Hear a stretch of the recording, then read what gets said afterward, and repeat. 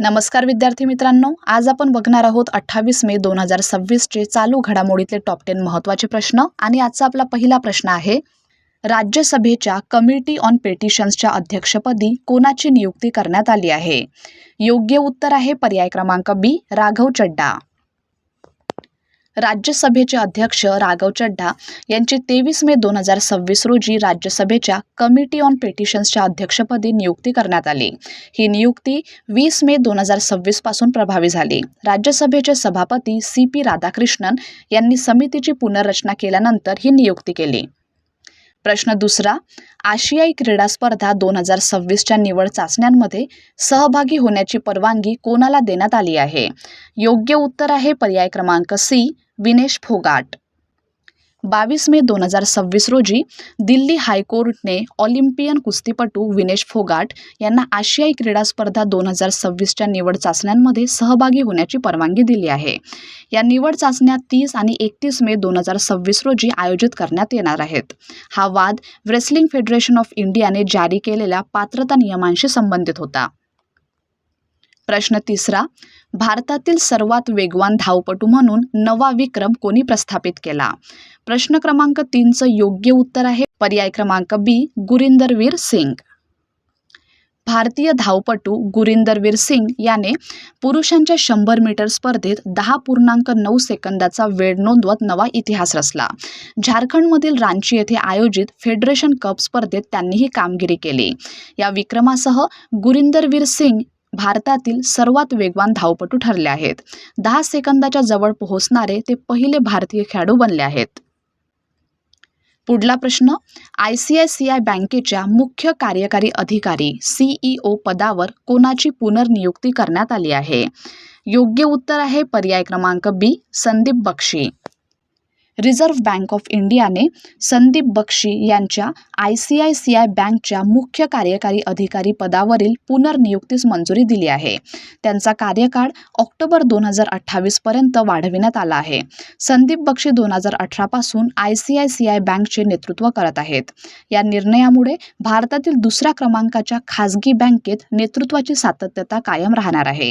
जानेवारी 2026 मध्ये ICICI बँकेच्या संचालक मंडळाने RBIच्या मंजुरीच्या अधीन राहून त्यांच्या पुनर्नियुक्तीस मान्यता दिली होती।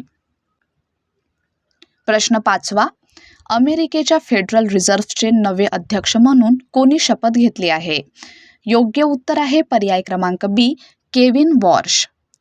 केविन वॉर्श यांनी अमेरिकेच्या फेडरल रिझर्व्हचे नवे अध्यक्ष म्हणून शपथ घेतली आहे। त्यांनी जेरोम पॉवेल यांची जागा घेतली। जेरोम पॉवेल यांचा कार्यकाळ 2028 मध्ये सुरू झाला होता।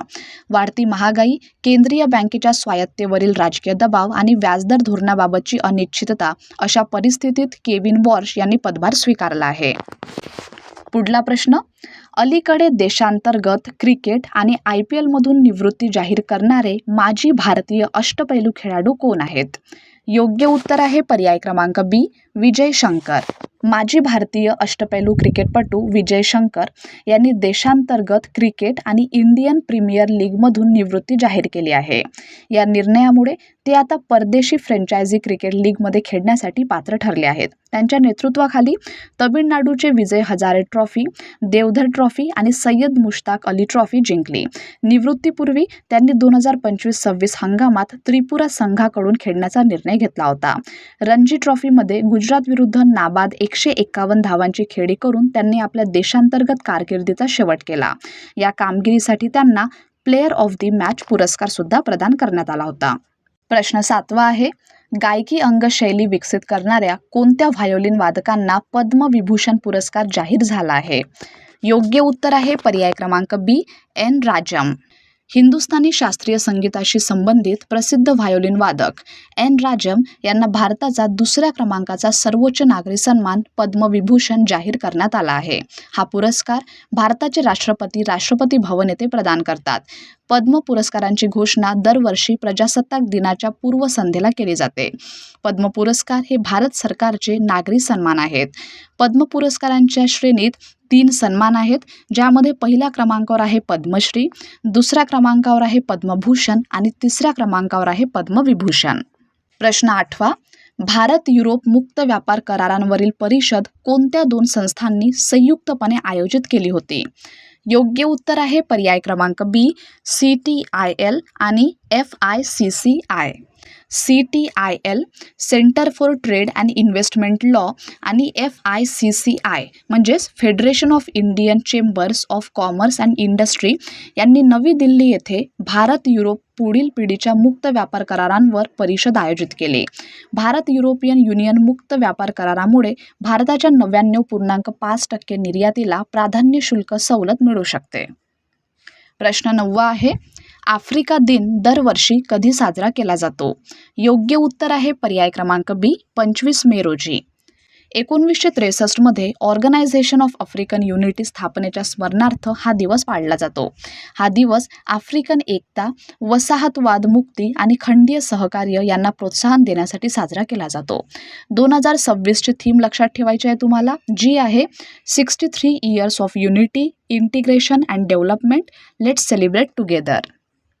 आणि शेवटचा प्रश्न आहे, शिर्डी येथे उभारण्यात आलेल्या खाजगी संरक्षण उत्पादन संकुलाचे उद्घाटन कोणाच्या हस्ते करण्यात आले? योग्य उत्तर आहे पर्याय क्रमांक बी, राजनाथ सिंग.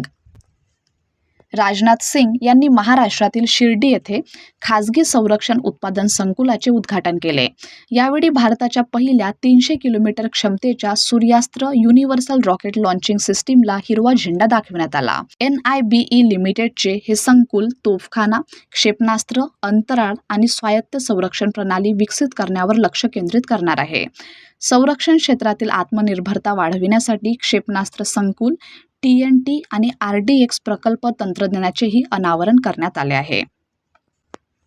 तर विद्यार्थी मित्रांनो, हे होते आपल्याचे टॉप 10 महत्त्वाचे प्रश्न. धन्यवाद.